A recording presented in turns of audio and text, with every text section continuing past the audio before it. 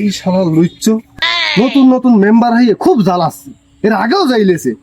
আজকে টাটকা দুপুরে কি জন্য ডাকতে হবে, ভাবলাম এই তমকের বাড়িতে যে উকি মারবো, দেখি কি করে।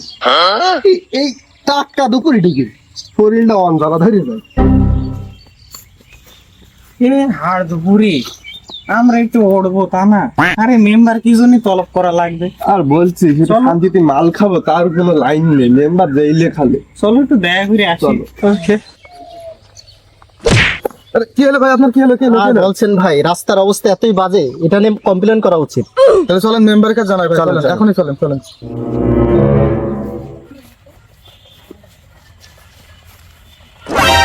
ওইটা খগেন লুচ্ছ না? হ্যাঁ তো খগেন লুচ্ছ, এদিকে এদিকে আয় তোর বন্ধু। এই বাদুর বেলা কেন কি করছি আর বলছিস? ওই লুচ্ছ মেম্বার ডেকেছে।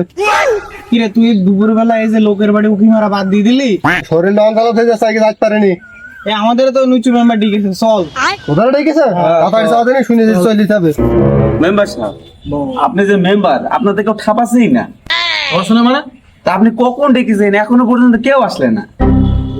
প্রতিবন্ধী কার্ড আছে না ওদের, হ্যাঁ, গাড়ির মধ্যে বানি। আমাদের আপনার বৌমাটা একটু দেখেন। তোর আবার বলা লাগে? ও কোনো বিষয় নাই, ও দেখবে না।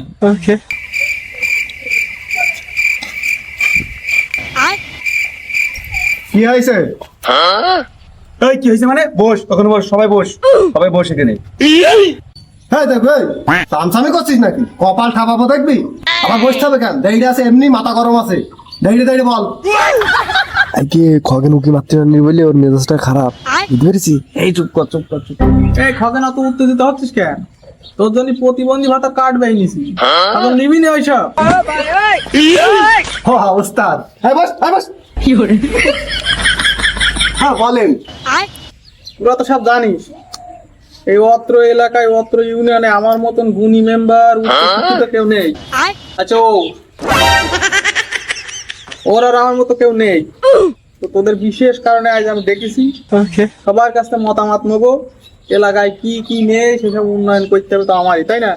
তো সবাই এক এক করে তোদের মতামত পোষণ করবে আমার কাছে, ঠিক আছে? উচ্চ শিক্ষিত টু ফেল। হ্যাঁ, লালু ভাই ঠিকই বলেছে, ইউনিয়নের এক পিস গুণী মেম্বার। লুচ্চ। ও হ্যাঁ, নুচু সব কথা আসতে বল। এই পারভেজ তুই শুরু কর।